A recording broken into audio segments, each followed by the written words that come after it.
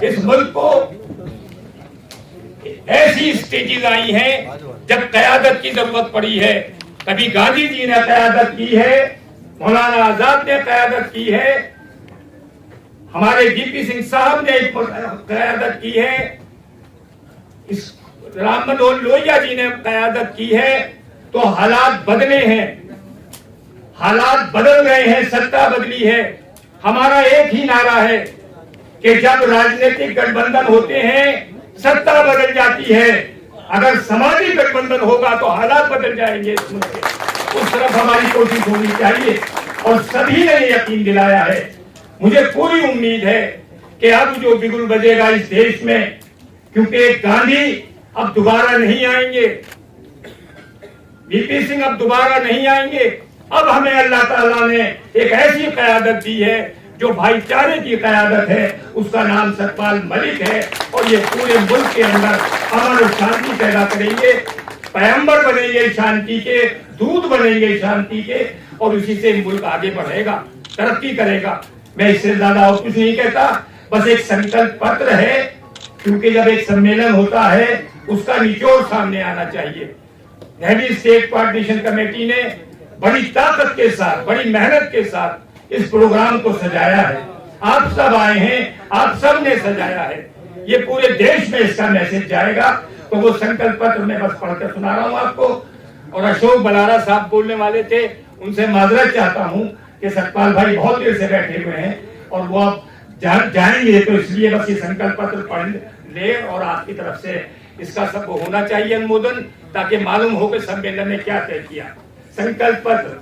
सद्भावना सम्मेलन उन सभी किसान संगठनों, खाप पंचायतों, सामाजिक कार्यकर्ताओं और मानव अधिकार संगठनों का तहे दिल से शुक्रिया अदा करता है और उनका गर्म जोशी के साथ इस्तकबाल करता है, जिन्होंने मेवात के बिगड़ते हालात को संभाला, अमन कायम करने के लिए भरसक प्रयास किए और सबसे बढ़कर उन्होंने स्वर्गीय दीन बंधु छोटे राम जी की को सच्ची श्रद्धांजलि अर्पित की। सम्मेलन हमेशा उन सभी किसान संगठनों, खाप पंचायतों, सामाजिक कार्यकर्ताओं, मानवाधिकार संगठनों और मुख्य रूप से पूर्व गवर्नर श्री सतपाल मलिक जी का आभार प्रकट करता है, जिन्होंने देश को एक भयावह स्थिति से बाहर निकाला, एक ऐतिहासिक मिसाल कायम की। सम्मेलन पूर्व गवर्नर श्री सतपाल मलिक जी के सत्ता को त्याग कर देश के भाईचारे, गंगा जमनी तहजीब, देश के संविधान और लोकतंत्र को बचाने के इस संकल्प की सराहना करता है। देश के नागरिकों, खासकर मुस्लिम समुदाय के साथ खड़े होकर जो साहस इन सभी संगठनों और सामाजिक कार्यकर्ताओं ने दिखाया, सद्भावना सम्मेलन सदैव इनका आभारी रहेगा।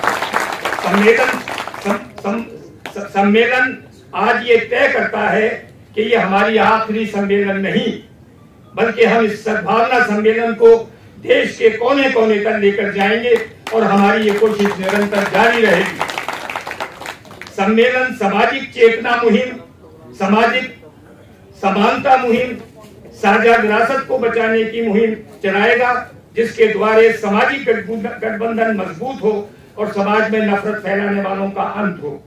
सद्भावना सम्मेलन उन सभी राजनीतिक, अराजनीतिक संगठनों, संस्थाओं और मीडिया की निंदा करता है जो अपने निजी स्वार्थ के लिए देश और समाज में नफरत फैलाने का काम करते हैं।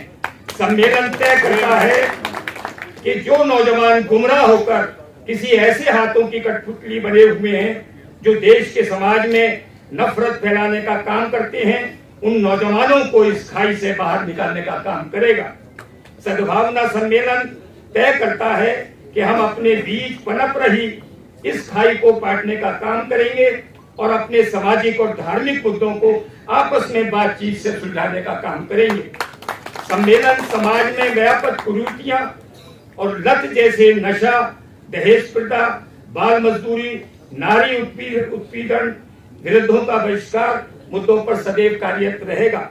सद्भावना सम्मेलन तय करता है कि सद्भावना की इस लहर को राष्ट्रीय स्तर पर लाने की हर संभव प्रयास करेगा।